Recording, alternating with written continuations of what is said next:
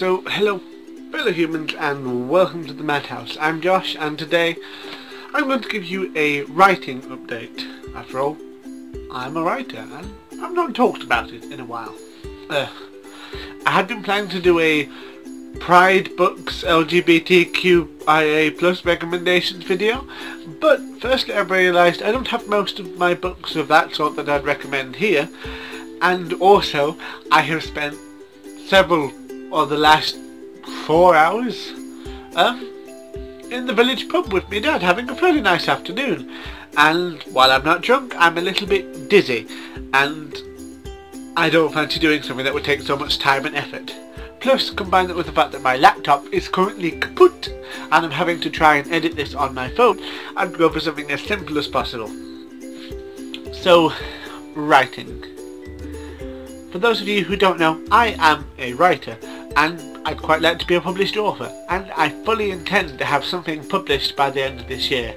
It may not be a full novel, but it will be a short story, and I'm quite excited about it. I've got a few projects on the go at the moment. Is this recording?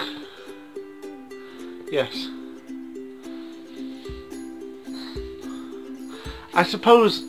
I've got a few projects on the go at the moment. I suppose the most prominent of those is the one that I've been working on since I was about 15 years old. It's gone through a myriad of titles, but essentially it's a fantasy novel about two women whose father is the god of time, and he gets kidnapped, and they, both the Titan Queen and the Chronicler, have to go and find out what's happened and rescue him. There's a lot more to it, but I can't really describe it in immense detail right now, and I'm not particularly happy with the direction it has been going in at the last point. But I'm not going to do what I used to do and just delete the whole thing when I'm not happy with it. I'm constantly working on it, trying to correct the issues. However, my favourite project at the moment is my favourite projects at the moment, however, are my short stories. Yes, there have been the occasional poem, which I get finished quicker and they make me quite happy, and I have to say I really like where some of the recent ones have gone, but it's the short stories. It's a genre, or what's the word?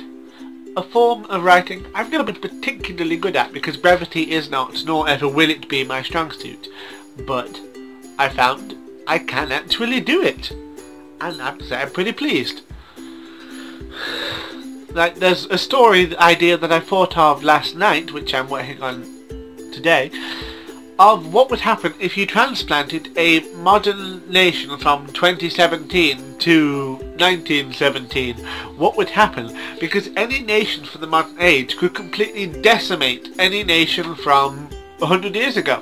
Sure, in terms of population or whatever, they may not be the same and they could match you in armies outright. But let's face it, in terms of code-breaking technology, you have computers which are essentially millions of years ahead of the manual code-breaking, and weapons technology which gives you a significant advantage over anybody. A modern fighter jet against a plane from 1917? It's ridiculous. The two do not compare in any ways whatsoever. It's like a paper aeroplane against, well, a fighter jet. It just wouldn't work. And I'm wondering exactly how would one go about doing this? What would it mean if it was modern Britain, for example, in the post-imperial age? If it was transplanted into 1917 Britain, what would happen? Would we stay on our path of using soft power to convince the world of pretty much everything we needed to get done, and influence things through peaceful means? Or would we go back to the age of empire and start conquering the world when no one on the planet could possibly have any hopes of stopping us? I think it's a pretty interesting concept.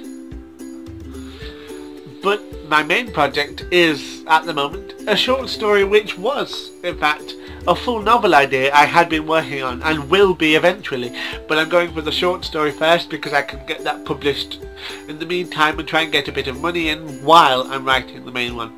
And this is a science fiction piece, one which initially started as, oh no, the AIs are coming to take over the planet, we must fight them, and is now something entirely different.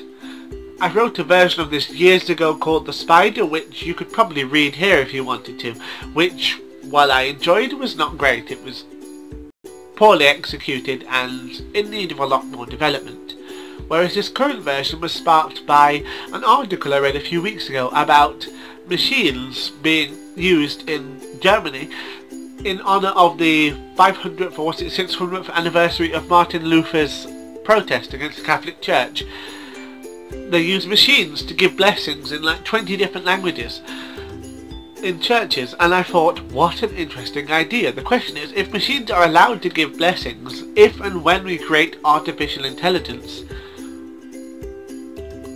what if they asked if they were able to receive a blessing? Because an artificial intelligence, it would essentially be as capable of such things as you or I, as flesh and blood human beings. If it asked for blessing, could we refuse it if they've been said they can give blessings? And if they can give and receive blessings in the church, does that mean, according to the church, that the machines have a soul? And if the machines have souls, does that mean that all members of the faithful have a duty to go out and, what's the word? Evangelize to their machines, trying to convert their toasters to Christianity? And I want to explore this idea to its fullest. What would it mean? Would the idea of a machine having a soul disrupt the human notion of a soul?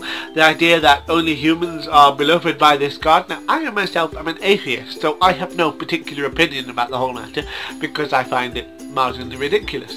But I want to explore it through a theistic point of view, and I'm so looking forward to this. And I've got a week on it, and I have about 10,000 words of it written now, and I'm so happy with it. But I can't share this yet because I need to get it quite right. It's 10,000 words, and the whole full story will be 10,000. And at the moment, I'm nowhere near completion, so I need to work on shrinking this down. And I'm so excited. And hopefully, by the end of the year, you can share in my excitement and read the completed product. I don't know if I'm making any sense, but I hope I am. This is such a fantastic concept, and I need to work on it. There are a few other ideas, but they're not particularly important right now. All that really matters is I'm writing, I'm excited, and you can certainly expect to see some in the near future. Speaking of writing, actually, I'm thinking about resurrecting my old blog, which at current point has been inactive for about a year, I believe, and it's currently called the Madhouse Library. I don't know if I'm going to change the name or do anything with it, but the blog itself will become active, and you'll be able to read some of my writing and my thoughts on the writing as I go along, and that is something you can definitely look forward to. Far before anything gets close to being traditionally published, I will have shared it myself online.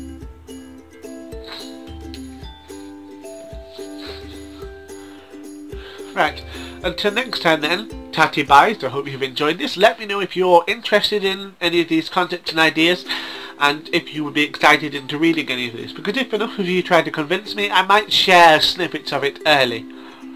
As it is, I'm going to go because I'm sure I'm supposed to be cooking something right now, and I can't remember what, but something smells like it's burning, so I've probably done it already.